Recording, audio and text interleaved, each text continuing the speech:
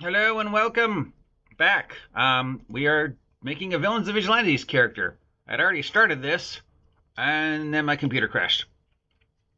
So this is part 2 of Let's Make a Villains and Vigilante character to go through the wonderful Villains and Vigilante system. And then what we're going to do is we're going to do a solo play Villains and Vigilantes. Me versus the world of the supervillain community of Ventura, California. Now, obviously, I'm not going to be playing myself because I'm freaking old. So this will be some young punk 18-year-old kid, male, who weighs, sure, 180 pounds, sure.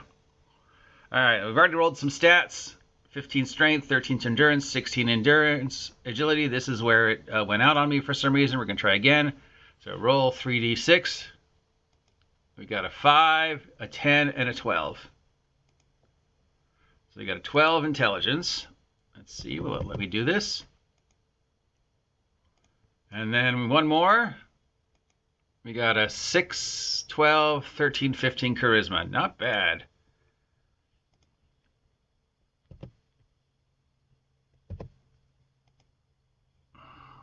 So there we go. Which means we have 14 hit points, 56 things. Now we're going to roll our powers. How many powers do we have? So what we're going to do is we're going to roll a d4. No, it's a d6, right? It's a d6. Going to roll 1d6. 4 powers. Now I can take 5 powers with a weakness. So that's what we're going to do. Now we got to go to the random power generators for V&V. Which are, where is those? I believe those are on my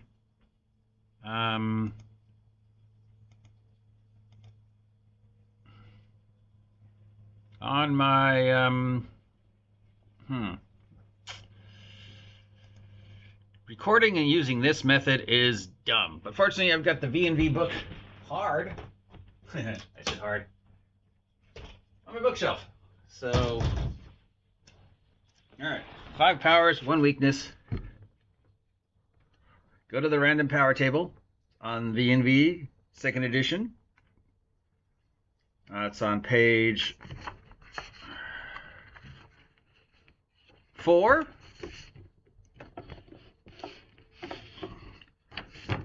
All right, so first one, we're going to roll percentile. So we got to get a 1d100 and see if that works. Yep, 92. All right, so 5. Let's start with just raw powers and build around that, okay? So we're going to roll percentile. We got power number 12, darkness control. Darkness control.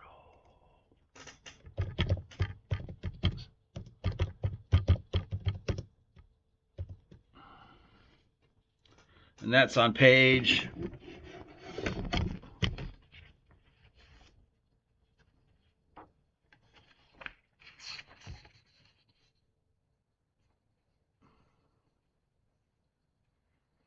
11 of the core rules. For those of you who are playing along at home. Playing along at home.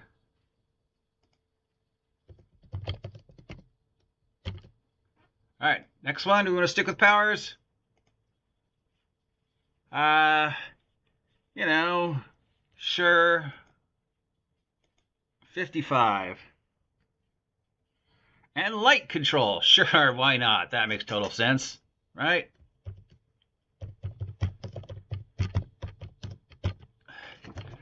We've got Eclipse. Does light and shadow. And light control is on page 14 of the core rules. Alright, I don't want to jinx it. So maybe we should switch over to skills. Because I got a character right now that makes sense, right? So let's just roll a skill. 45. Heightened intelligence. No, heightened expertise. Height and expertise gives you +4, I think, with one thing. Let's check. It's been a while. Heightened expertise. Roll percentile. Choose one, choose a set, or choose all. So we're going to roll percentile. We got 94, which is all weapons. That doesn't really make sense. But we'll definitely give him the +4 with his light control.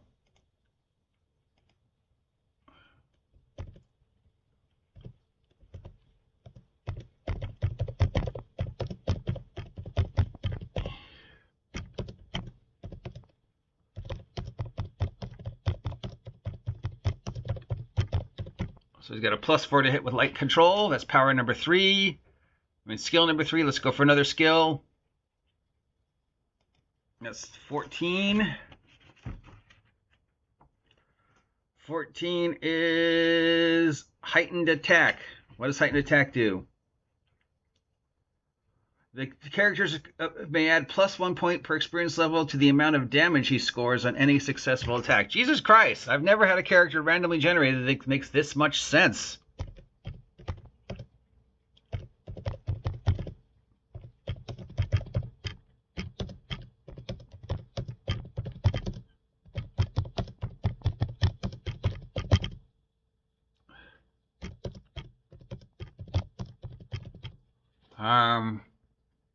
So 1, 2, 3, 4, last one. Finish it up with another power. 25.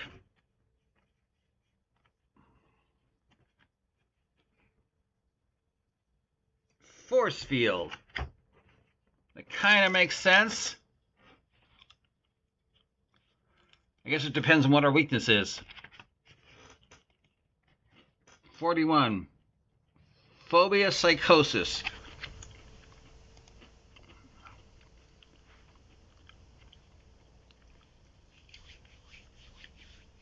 So we could take a force field, but we'd have to take a phobia. No heightened stats, but pretty classic super character. The force field kind of makes sense.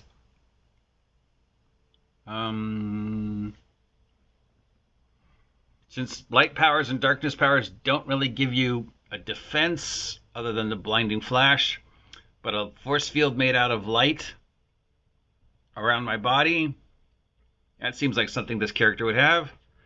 So sure. Force field light. And then we've got his weakness down here. Phobia. What are we afraid of? Spiders, clowns, cats, water, enclosed spaces, the internet, sandwiches. I don't know. I'm just going to look around my house and see if something is true. Chairs. I'm afraid of chairs. No, that's dumb.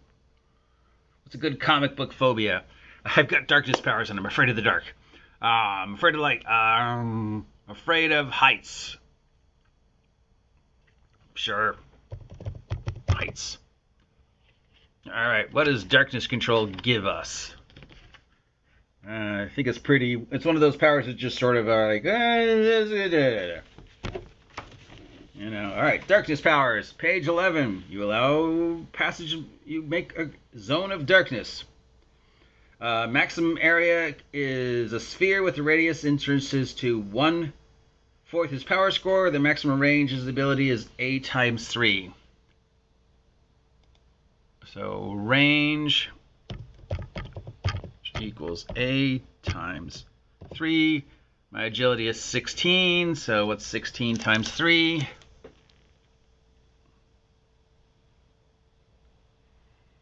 16 times 3 equals 48. 48. What is that? 48 hexes, I guess. Remember, this is a game written in the early 80s. And I can create a sphere up to 1/4.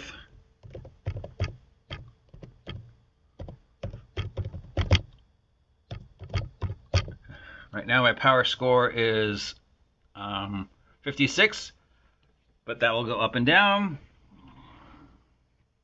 And then it has the things about how much it costs, which is the PR of 2, and what you, the bad guy, has to roll once you're in. So if I want to create the darkness or reshape it, it costs me 2 points of power. And then I can just maintain it for 1 action per turn. And I can shape it to look whatever I want. So it could be, But once you are inside it, you got to roll stuff or take damage. All right. Now we'll move on to light control.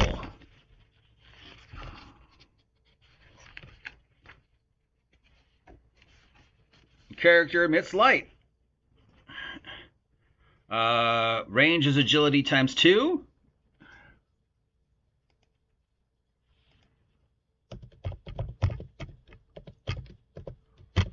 Which is 1 less than the... What's my agility again?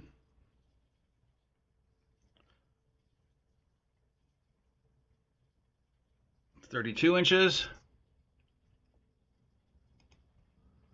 32. Where'd it go? It does 2d8 damage. 2d8 plus 1 damage equals 2d8 plus 1. Blinding flash can be created with a radius of a times 2.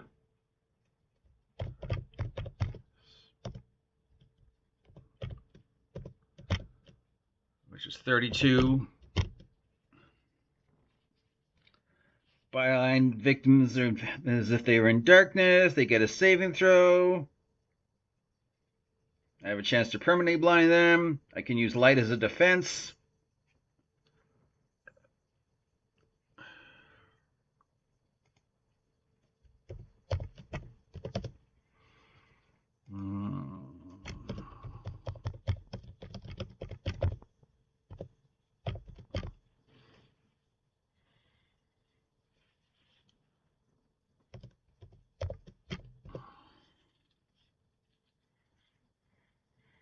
And I can use light for mundane things like, lighting up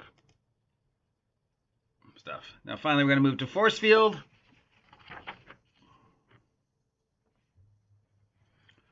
Force field is on page 12, and if I remember correctly, it makes no sense. You can create a tangible barrier of force. Force fields are 2 different ways. Force screen. You create a force barrier of whatever shape the character desires. The maximum area of the force that the character can create is a square of 1 plane per side per point of power the character currently has. It takes 1 action to set up. Maximum range of endurance times 2. PR equals half the number of points repulsed. And then there's a whole bunch of weird math. I think you're supposed to consult the table. We'll just put down the important stuff. Range is endurance times 2.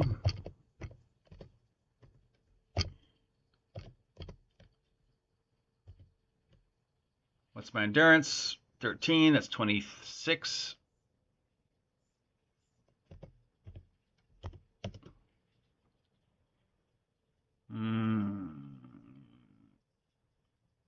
I can create a sphere equals to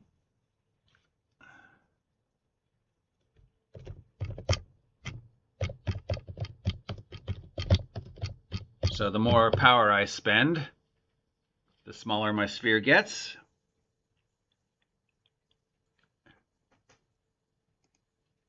PR equals half damage. So basically, they roll against my force field. I check the defense list. And then I subtract basically if they succeed. I don't take the damage. Instead, I reduce by the power. So if you hit me and it does, 8 points of damage, I spent 8 points of power or 4 points of power, and I don't take that damage. And basically, once I'm out of power, the field stops working. See, the force field, that's just weird. I can also make an attack. Force attack. Range is endurance times 2.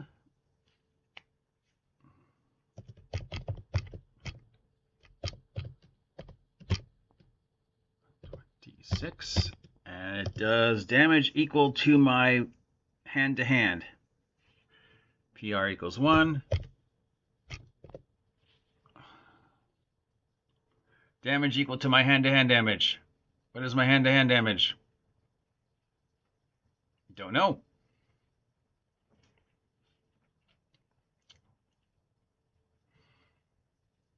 Well, I've got a strength of 15. Oh, it's right there, 1d6.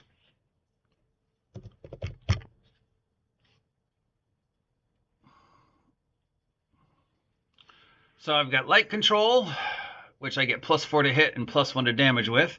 I've got darkness control, and I've got a force field, and I'm afraid of heights. What is our name? Steve Catterson.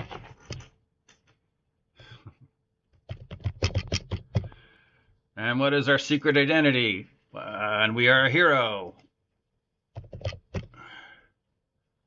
And we have 0 experience. And we weigh 180 pounds. And with light and darkness, obviously our name is Eclipse.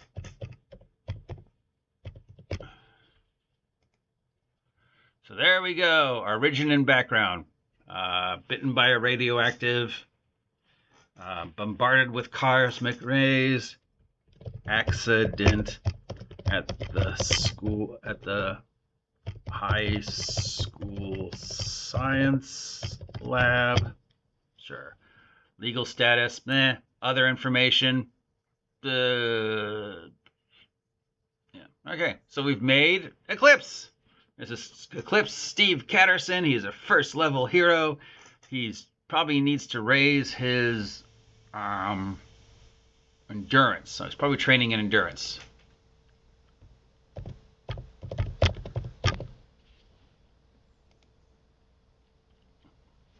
So there we go. Now we just need to do a solo adventure for Steve. And we can do that by using the random tables on page... we got to roll Steve's... What is Steve studying on the random background chart? So we're going to roll that. We got a 22. This is on page 31. And Steve is studying...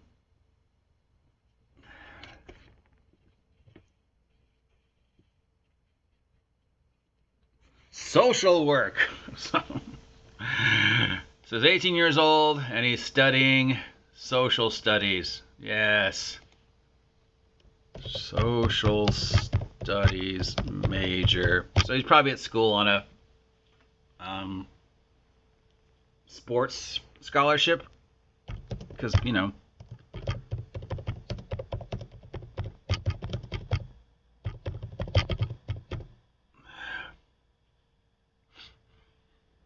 That's usually the thing. All right, so what we're going to do is initial category. This is on page 32 of the core rules. We roll percentile. 81. We see what 81 gets us. It only goes up to 20 because it's not a percentile roll. It's a d20 roll. I'm an idiot. You guys know that. We got an 18. Organized crime. So then we go to organized crime. And we're going to roll a d20. And we get a 1, local street gang causing trouble. So his first adventure will be fighting a local street gang. Now, there is, I think, an example gang in here, if I remember correctly.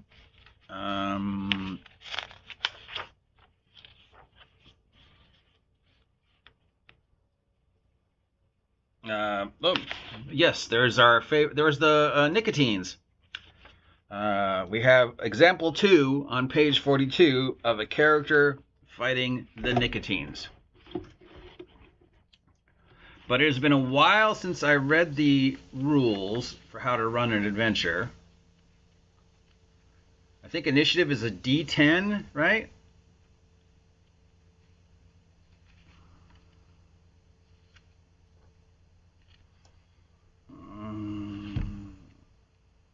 And then you subtract down the list, right? Isn't it nice that the combat rules for V&V are literally 4 pages?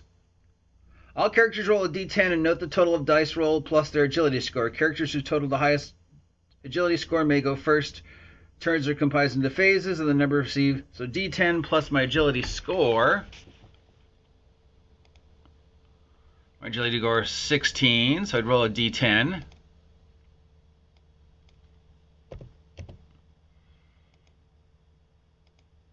$17, $18, $19, so then I'd go down, right?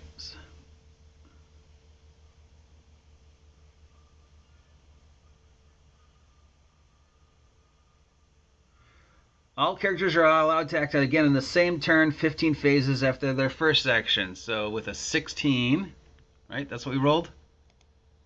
Yeah, 16, 17, 18, 19. 19 minus 15. So we get to go twice. So we start with 20, and we count down to 1. The first time we go is 19, 18, 17, 16, 15, 14, 13, 12, 11, 10, 9, 8, 7, 6, 5, 4. And we get to go again at 4. So 19 and 4. We'll go back to the page with the nicotines. On page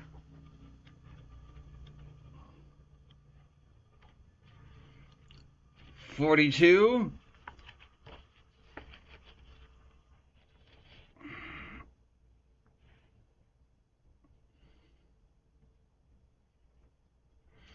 And we have, the gang of the Nicotines returned from their evening of spreading their own unique form of terror. The leader, Lucky Trite, speaks up.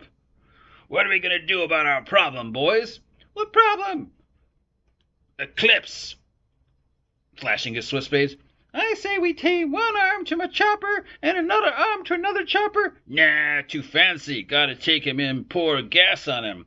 No, let's give him to Rico. Then our hero, Eclipse, busts in. That's me.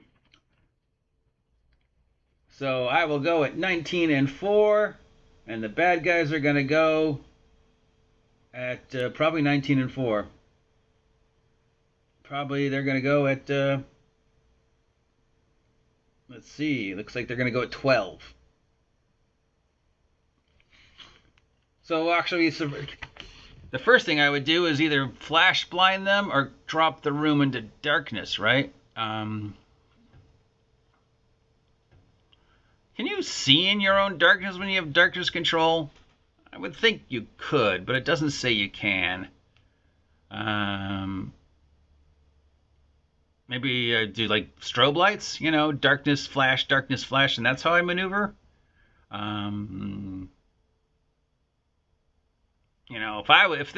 If I was the GM and somebody came with this character and said, can I see in my darkness? I'd say, yeah, you can see in your darkness.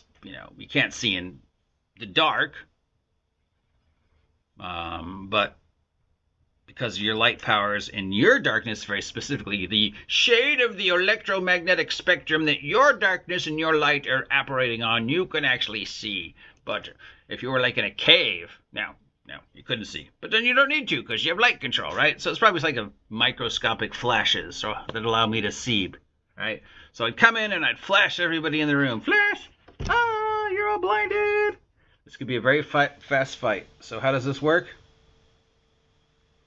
See special attacks. 3.4.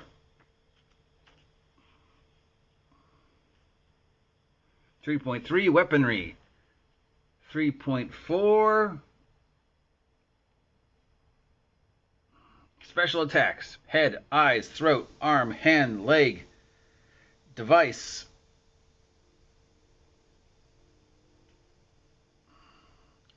I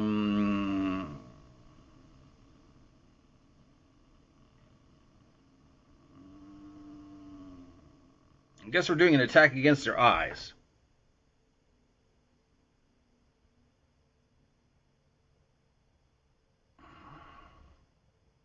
See special attacks 3.4 blindness.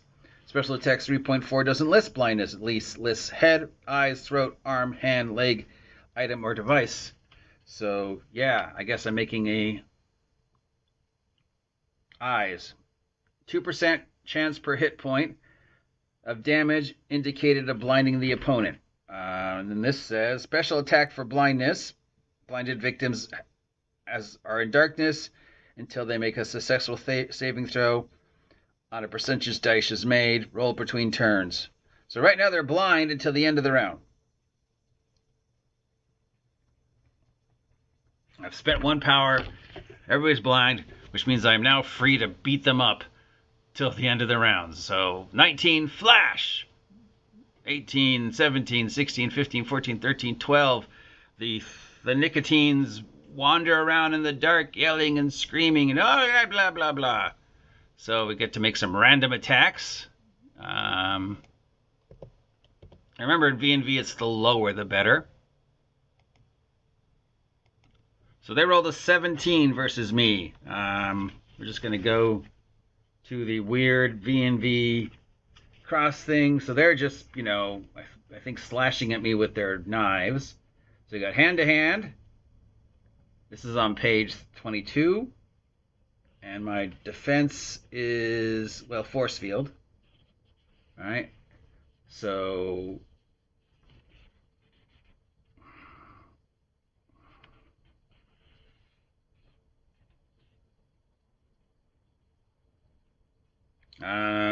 so they got to basically roll a 1 to hit me. And then I'll subtract the damage. So they hit me, but I subtract how much damage it is. So they need a basics of, I think it says 5 plus whatever their, well, it doesn't matter. 17 I think is going to miss, right? I don't remember V&V combat. I'm probably doing it wrong, but we've got, what, 4 of them? That might be a hit. That's definitely a hit. And that's definitely a critical fumble. And that guy just bangs himself into the wall and knocks himself out. So there's 3 left. One of them definitely hit me. So now we're going to go to hand versus force field. Going to roll a D6 because he's got a knife. 6. So I'll subtract 6. 3 from my force field. And take no damage, but I've spent 4 power so far out of my 56 power. Now it's my second turn. Oh, wait, I got the other